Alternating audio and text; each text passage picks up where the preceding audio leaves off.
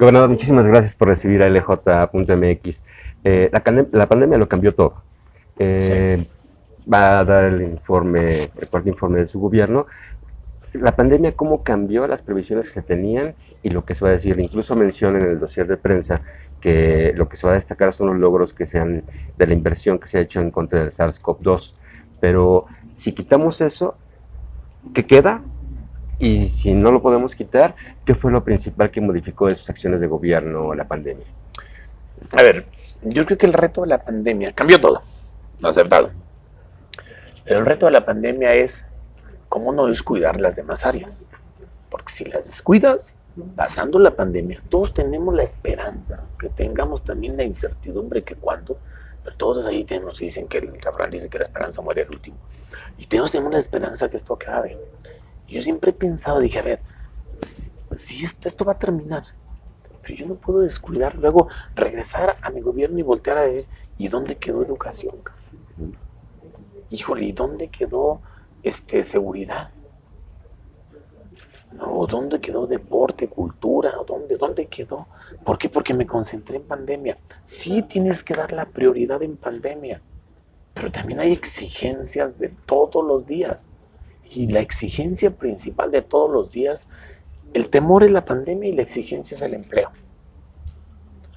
Y entonces te cambia todo, pero tienes que rediseñarte de tal manera que veas cómo las cosas deben de ir caminando con una velocidad más lenta, con menos recursos, pero sobre todo que no paren y que no voltees a ver en unos días, en unos meses, como otra crisis y otro factor que te pueda generar ingobernabilidad en el Estado.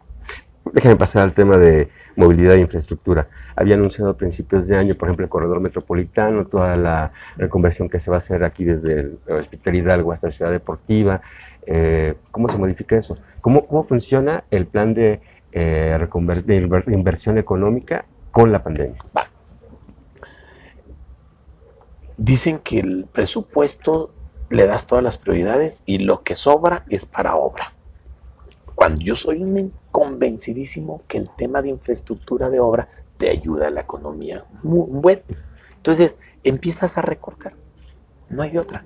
Cuando hay una exigencia en salud en este momento, entonces empiezas a recortar la infraestructura, aun cuando sea un factor de economía. O bien, innovar. Yo leí un artículo de Carlos Ursúa que decía, a ver, olvídense del recurso público. La pandemia disminuirá considerablemente el recurso público, más las políticas del nuevo gobierno federal.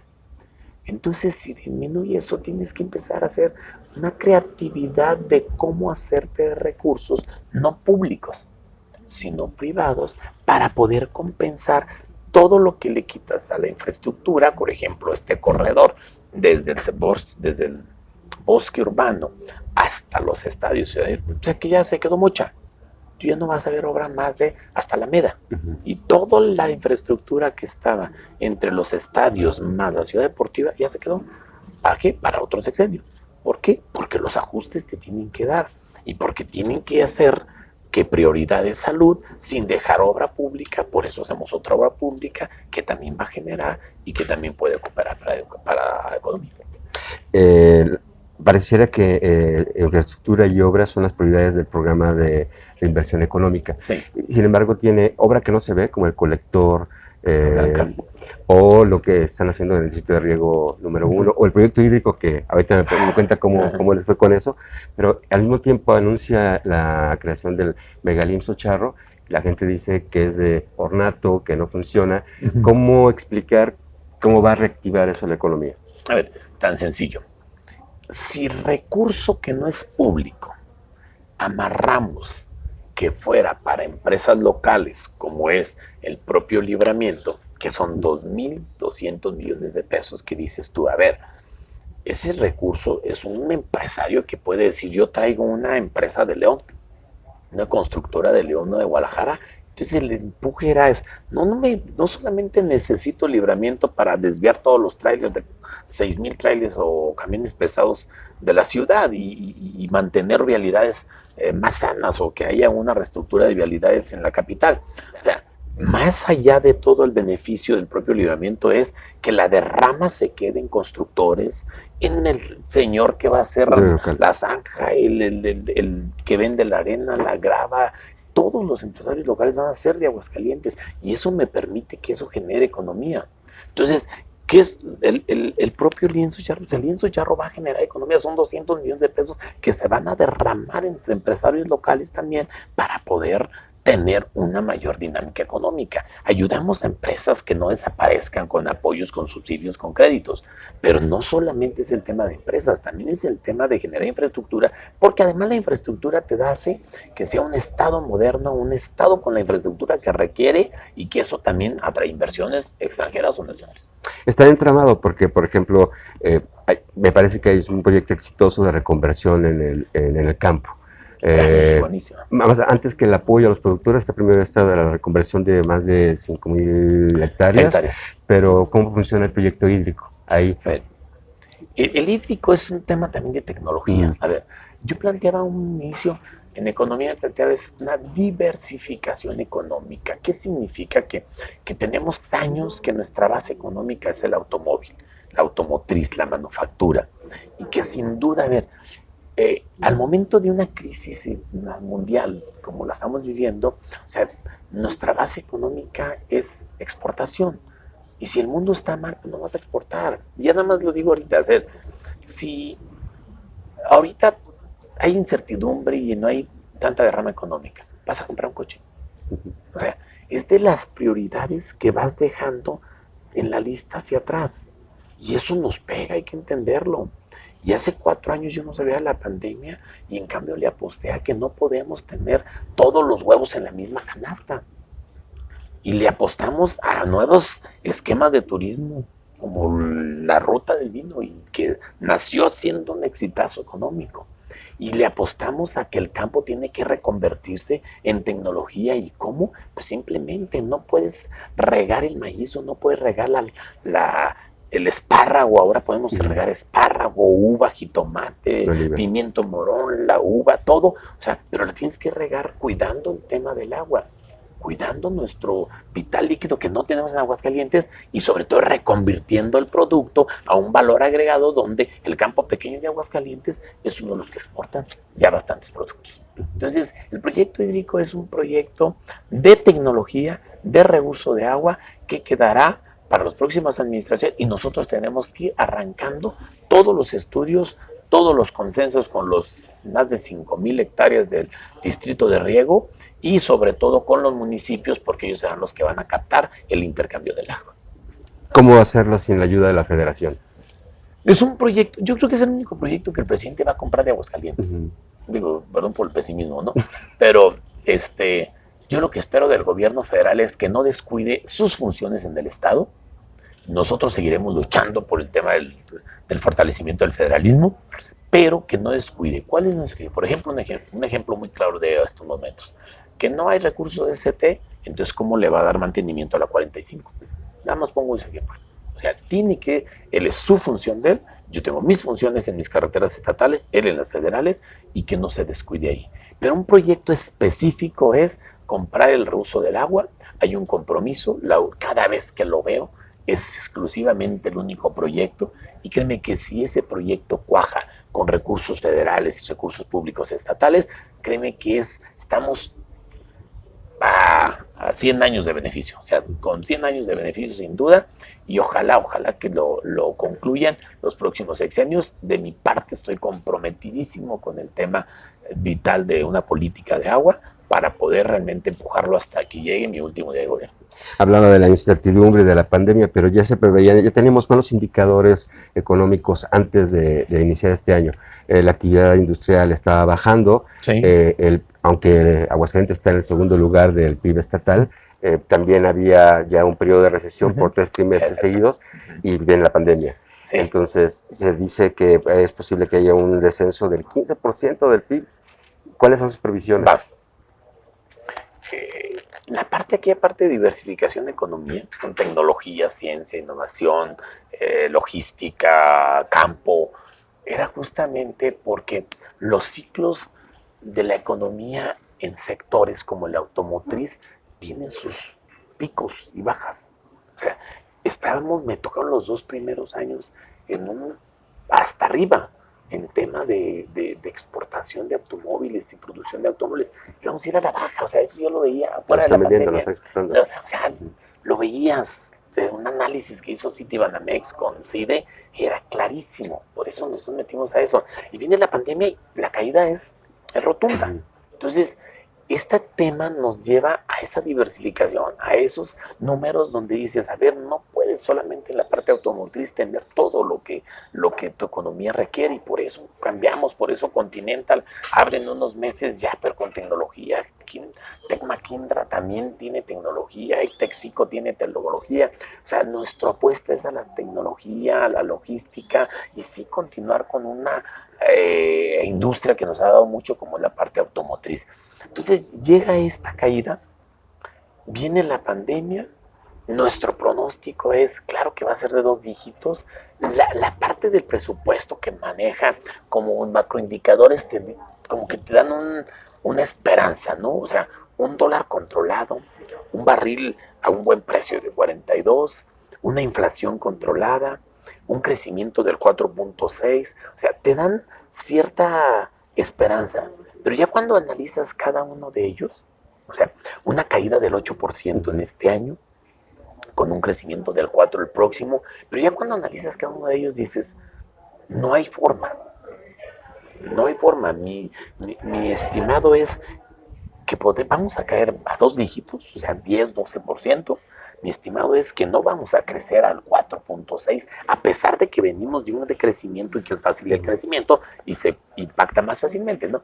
Entonces no vamos a crecer a eso, y que al contrario, tenemos que fortalecer todas las actividades económicas para que se dé algo de lo que se está planteando como medidas macroeconómicas. Por eso decía que es una red. ¿Cómo le va a hacer con la inversión extranjera, que está a la baja, con la inversión privada, que también está a la baja, y sin recursos de la federación? Y entonces es jalar inversión privada en infraestructura.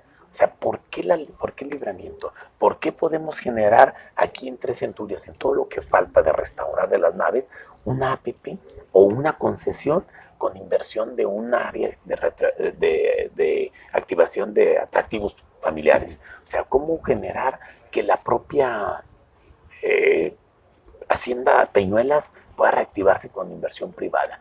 Yo tengo claro que solamente esa activación, recurso privado, el único que puede reactivar la economía. Y el presidente debe de ayudarnos para generar confianza al inversionista. No hay lana en Hacienda, no la va a ver.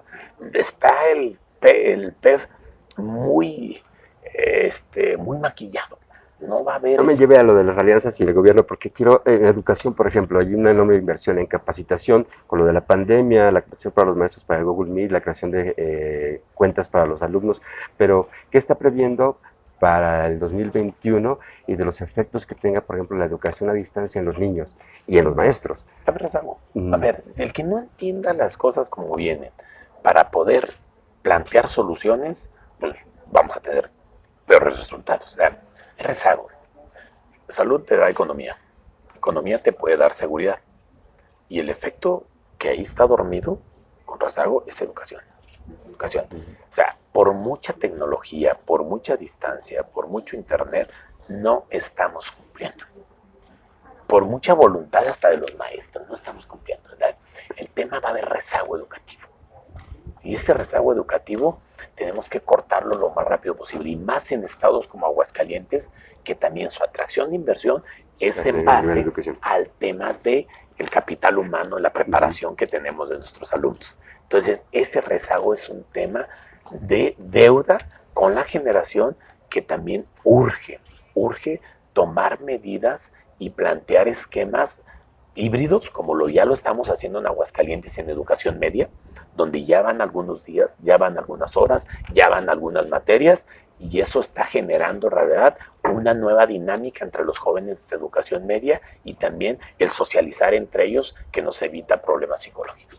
Habla en el cuarto informe de fortalecimiento al tejido social y sin duda yo creo que uno de los logros que tiene Aguascalientes es el sector cultural, pero hay un foco rojo que es el de la salud mental y de la prevención del suicidio. Sí. Yo no creo que sea una tarea del gobierno, pero sí lo tiene que atender. Sí, sí, y con la pandemia, ¿qué es lo que va a pasar? Quizás eso me refería un poco con qué va a pasar con los alumnos que tengan afectaciones psicológicas, sociales, culturales, no las económicas, por la educación a distancia, por el encierro, las consecuencias de este encierro. A ver, muy pocos ven ese tema y se está viviendo. O sea, se está viviendo ya en las familias, se está viviendo en las escuelas y yo siempre planteaba que seguridad, economía, educación y salud mental. Hicimos un compromiso de trabajar en un programa federal con Juan Ferrera, el director del INSABI.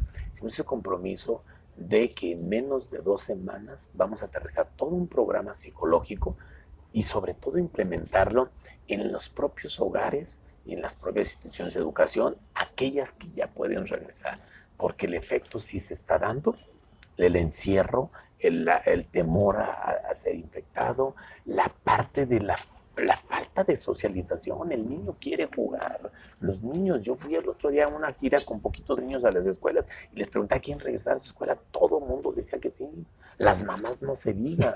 O sea, creo que estos temas tenemos que atenderlos porque tiene que ser una política social y sí es una responsabilidad del Estado dar las opciones. Luego el tema de suicidios, que es un tema de Aguascalientes, das opciones de llamadas, de internet, de WhatsApp, de lo que quieras para atender, pero si tienes que atenderlos y si la persona o en este caso la persona que está teniendo una crisis, pues si no se comunica es imposible ayudarla. Entonces sí es un tema de colaboración de la sociedad, pero también de tener la política pública nosotros. Me permite pasar a seguridad y justicia. Los logros que está mencionando tienen que ver con un modelo que así es de prevención, de detención, pero dijo ayer en la conmemoración del grito algo que me gustó muchísimo, fue muy breve. Dice, libertad es facilitar el acceso a la justicia y hacer más efectivo el ejercicio de la ley. Y también mencionó que hay familias todavía, que no hay que olvidar, que hay familias que no tienen una vida digna y víctimas que no han sido restituidas en su dignidad. Ejercicio de la ley, acceso a la justicia y restitución de la dignidad. ¿Qué significan para este gobierno? Todo el Estado de Derecho. Nada más el Estado de Derecho, el trabajar desde los poderes. Aquí sí, ese es un tema. Es una política pública de salud mental. Perfecto, se establece, lo hacemos con la federación, lo hacemos. No, esto que acabas de decir es un tema del Poder Judicial, es un tema del Poder Legislativo, es un tema del Poder Ejecutivo, es un tema de los organismos como la Fiscalía. Es un tema de que todos le apostemos realmente a cómo una persona puede estar mejor y en una circunstancia donde tiene un problema, cómo puede restituirle todo lo que está perdiendo. Y esto sí es una responsabilidad de actualizar las leyes y del Poder Judicial ser eficiente, aplicación rápida de la justicia y la propia Fiscalía hacer investigaciones. Yo creo que este es un fondo de una deuda en el país impresionante, donde soy convencido de esta política que no la vamos a ir olvidando si seguimos solamente en política social, porque la política social no ve esto. La política social te da para el momento, pero puedes seguir teniendo rezagos en un tema de que te hagan justicia. Violencia intrafamiliar. La violencia intrafamiliar, o sea, ¿cómo está ahí? O sea, ¿cuál es la deuda de una política social para evitar realmente una conducta antisocial dentro de los propios integrantes de la familia? Es una tarea impresionante que tenemos y donde parece que COVID, o sea, te atrae toda la atención, pero estás viendo todo esto desde el inicio. O sea, ¿cuál es el chiste ahorita en esta crisis? No dejas de entender la urgencia, pero no dejas de ver todas las políticas que tienen que seguir caminando para poder tener un mejor Estado. Aguascalientes federalistas, ¿no? Que pasa al tema político. Sí. Las alianzas que está Centro Bajío Occidente, Alianza Federalista. ¿Qué quiere Aguascalientes del Pacto Fiscal? ¿Cómo está Aguascalientes en relación con el gobierno de la Cuarta Transformación? Pero sobre todo, ¿qué quiere del Pacto Fiscal y qué cree que pueda conseguir? Sincero. Era una lucha que tenía que iniciar. La habíamos comentado varias veces, eran los capotazos. ¿Qué planteamos solamente? la Alianza Federalista se va a centrar en cómo fortalecer a los estados y municipios, en una redistribución de recursos y no precisamente en la fórmula. Yo soy uno de los que debate ahí, no es un tema de fórmulas, porque 10 estados vamos a poder obtener más y 20 no, o 22 no, 20 pero esos no se van a dejar. Claro. No se van a dejar, o sea, si Oaxaca produce menos de lo que da, y además el tema del pacto federal tiene un tema de solidaridad. Tú tienes que ver por los otros estados. Si en su historia han recibido más y no han progresado, bueno, es un tema de políticas estatales y de corrupción que hay en estados y municipios. Entonces, tienes que buscar el mecanismo de cómo el gobierno federal dice, la política de estos estados es producir. Yo les ayudo a producir con recursos que él se queda y que solamente está desviando al área social. En síntesis, 20 centavos se van a los estados y municipios, 80 se queda la federación. ¿Cómo redistribuimos parte de los 80 en base a productividad? En base a productividad. No es una lucha contra otros estados, es una lucha que el gobierno federal entienda que si el Bajío es fuerte en manufactura, o sea, ¿qué requiere? Yo no le voy a pedir lana para ninis, te aseguro. Un día se lo dije. Un día se le dije, a ver, ¿saben cuánto es de los ninis? 3,600. Aquí en la Nissan pueden ganar 7,000. Y les va a dignificar más 7,000 que 3,600. Pero si yo a ese de 7,000 lo capacito, puede ganar 10,000. Y para mí esos 3,000 son la diferencia. El tema político de ser oposición no está deteniendo. No, y qué bueno que lo dices. O sea, soy uno de los estados que están en los 10, de los que están ahí, en la palestra. Pero no, tú ves a un estado del propio partido y lo traen igual. O sea, o ves un estado de un PRI que es su estilo, y yo no lo critico, no, de mucho complacencia ante cosas que no cree, y no coincide, y mucha complacencia ante el gobierno federal, y lo traen igual. En serio. Entonces, este es un tema de generar debate de política pública. A mí me gusta debatir. La CONAGO ya no debatía. Nos salimos de CONAGO porque ya no debate. Y si no debates el pacto fiscal con Herrera, pues no va a salir nada. Claro. Y si empujamos nosotros en debatir el pacto, si quieres la ley de coordinación fiscal, porque yo veo 3 niveles, la ley de coordinación, un pacto fiscal y hasta una convención nacional hacendaria, que en cada uno de los niveles tomas temas mucho más amplios y trascendentes en la economía del país. Entonces, es debatir los temas. Yo lo que creo es que en la alianza tenemos que debatir los temas y tenemos que ir abriendo. ¿Qué esperanza hay? Poca, sí, poca. Pero hay que poner el tema, aunque en 4 o 5 años se abra. Pero hay que ponerlo. En el corte de caja, gobernador, último, la mayor satisfacción en este cuarto año y el mayor pendiente.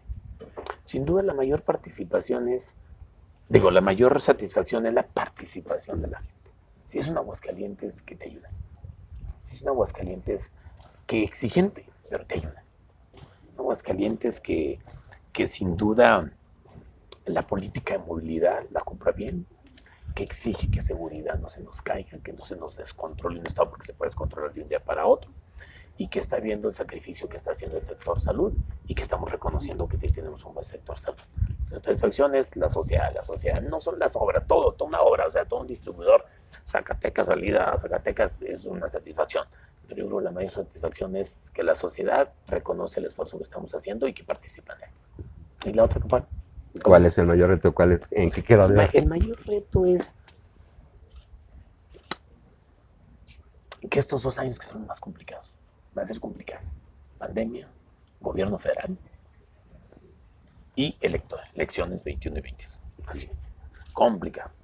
Que el Estado no deje de caminar, que no se politice. Que politice partidista electoralmente, que entienda que la lucha entre los puestos son allá, por los puestos y por los partidos. Que yo mantenga el Estado caminando con políticas de Estado. O sea, que la gobernabilidad sea que el Estado camine. No la politiquería con otros poderes, no el ser cómplice del manejo de poderes, y que cada poder responda por lo que hace al interior de sus facultades, pero que el Estado no frene, y creo que ha habido diferencias, ¿vale? Pero el Estado sigue caminando. Y yo voy a defender el Estado a capa y espada. Las políticas en las que estoy convencido, los proyectos en los que me comprometí, el plan estatal de desarrollo que el Congreso tiene la obligación y de exigirme, y de que si yo no cumplo con un tema que dice el plan estatal de desarrollo, tengo que justificar el por qué no. O sea, en ese trabajo de vigilancia y de Martín ejecutar, no voy a frenar en ningún momento, y ese es el reto, que independientemente de la politiquería barata, el Estado camina. Muchísimas gracias, Muchas gobernador. gracias, muchas gracias. Muy amable.